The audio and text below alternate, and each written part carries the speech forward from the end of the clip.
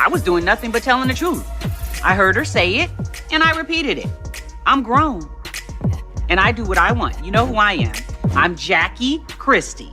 That ain't gonna change. Imagine spending 20 years raising a child, loving them, guiding them, and believing without a doubt that they are yours, only to discover one day that everything you thought you knew was a lie. Imagine finding out that your own teammate knew the truth the whole time. That is exactly what happened to Doe Christie, and what he uncovered didn't just shake his world, it set it on fire. One of these lunatic, jughead, simple bitches had the audacity to say what? That you were caught prostituting some back in 1987 or something back in the day. Ask me, and I'll tell you no. I done a lot, okay? But if prostitution ain't one. Let's go back to where it all started. For some time, Doe had felt uneasy. Something didn't feel right, but he kept those feelings to himself. He didn't want to jump to conclusions, and he didn't want to bring unnecessary drama into his family. So instead of confronting Jackie, his wife, or Chantal, the daughter he had raised with so much love, Doe decided to move quietly. He chose to look for answers in a way that wouldn't create waves, at least not right away. Doe reached out to a private lab and arranged for a DNA test. He didn't tell anyone what he was doing. You're right, but you better keep your ass in that seat tramp. That's what you better do. You're right, Dumbo ears. Yeah, I got a lot of husbands about these ears. Get a husband. That 48-year-old been working. You right. Retire. He simply sent in the samples and waited. When the results came back, Doe's world changed forever. The report showed 0% match. There was no biological connection between him and Chantal, the little girl he had held in his arms, watched grow into a woman, and loved with all his heart, wasn't his by blood. For most people, that kind of news would have been enough. But for Doe, it only raised more questions. He couldn't let it end there. He needed to know the whole truth. So, he sent in a second DNA test. This time, he added another sample, one that belonged to someone he had started to suspect, Chris Webber, his former teammate. When that test came back, it confirmed what Doe feared most. It's disgusting. It's disgusting. It makes me sick. She said a lot of things that actually hurt my feelings as a mom. The match? 99.998%. Chantal wasn't Doe's daughter. She was Chris Webber's child. Doe didn't break down when he saw those results. He didn't cry or scream. Instead, he became focused. Years of being a loyal father and husband, of building a family that people admired on television, shattered in that moment. But Doe didn't take to social media. He didn't go on a rant or try to embarrass anyone publicly. He went straight to the courts. Doe filed a lawsuit, and it read like something out of a Netflix drama. He named both Jackie and Chris. The accusations? Paternity fraud for knowingly allowing him to believe that Chantal was his biological child. Emotional distress for putting him through 20 years of lies. Civil identity theft for letting his name be used on legal documents and in public for financial gain. Financial deception for extracting money, time, and effort from him under false pretenses. Doe's legal team didn't just throw out numbers. They broke everything down carefully. Over $300,000 went toward private school fees, medical bills, and lifestyle costs. $120,000 had been spent on therapy and counseling to help him deal with the emotional trauma. They even included damages related to brand manipulation.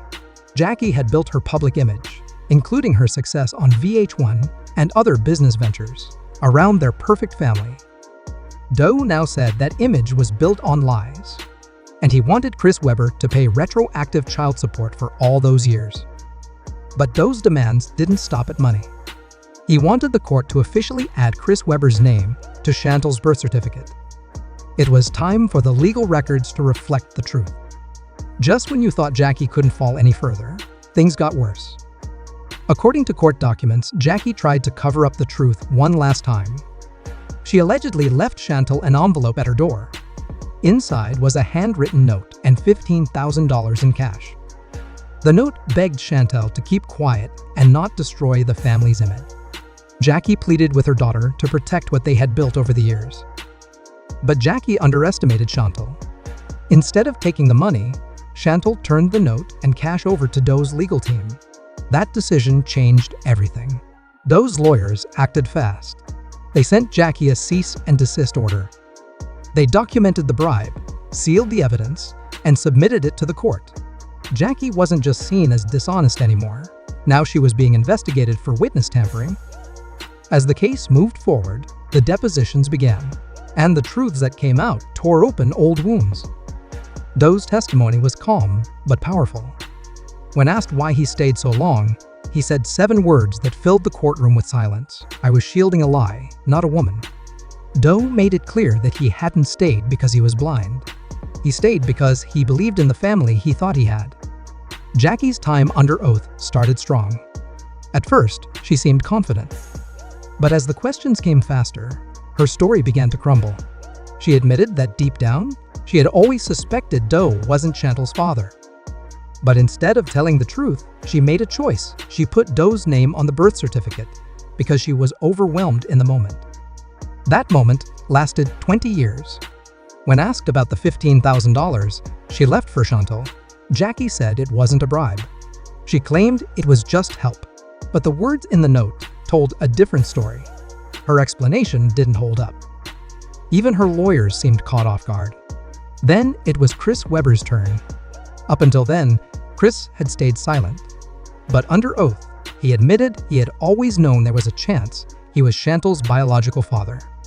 He said he didn't take a DNA test because it was easier to leave things as they were.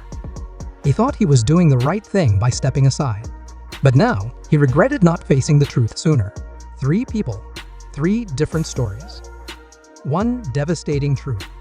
Outside the courtroom, Jackie's world was falling apart.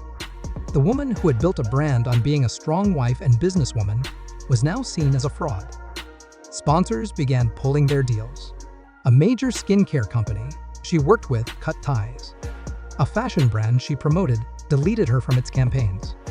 Her podcast, once seen as honest advice about relationships, was canceled. Even her real estate business suffered. The firm she worked for said her license was under review because of the ongoing legal issues.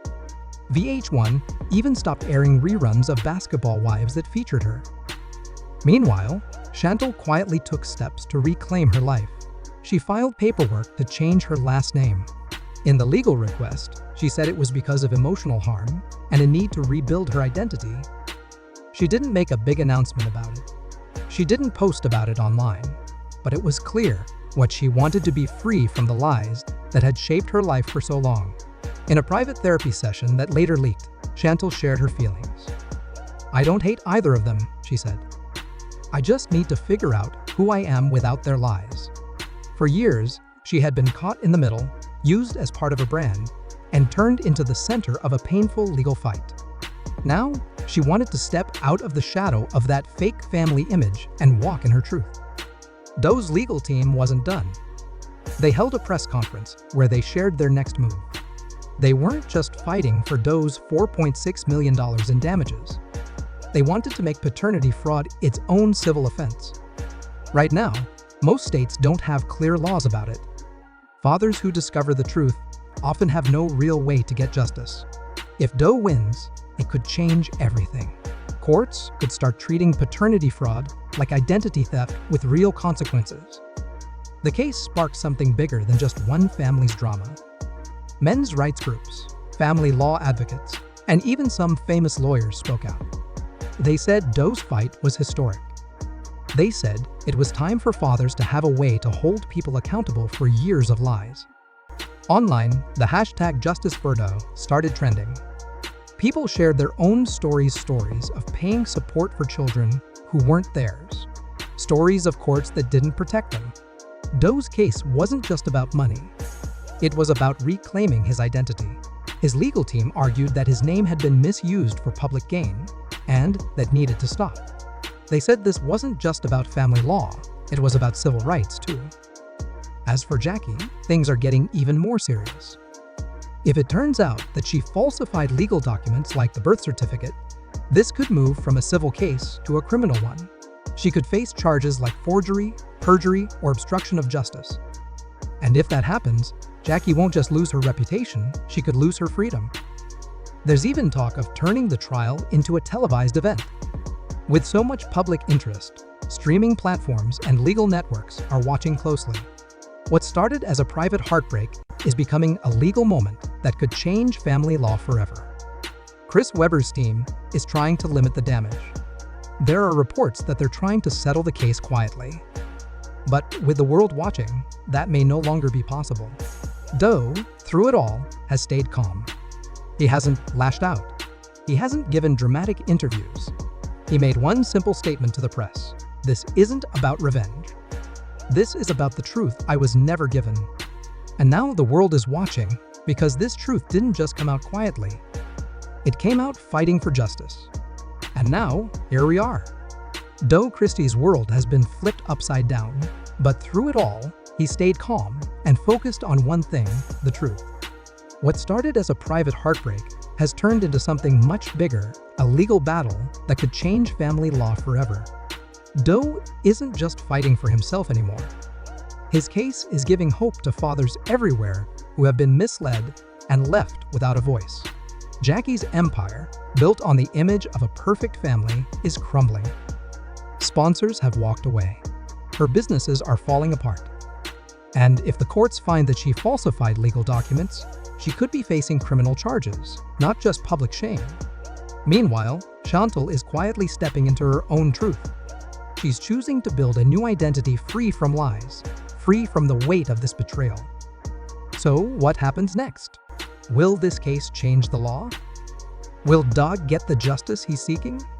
One thing's for sure, the world is watching, and this story is far from over. What do you think about this situation? Let me know your thoughts in the comments below. Don't forget to like, share, and subscribe for more updates on this shocking case.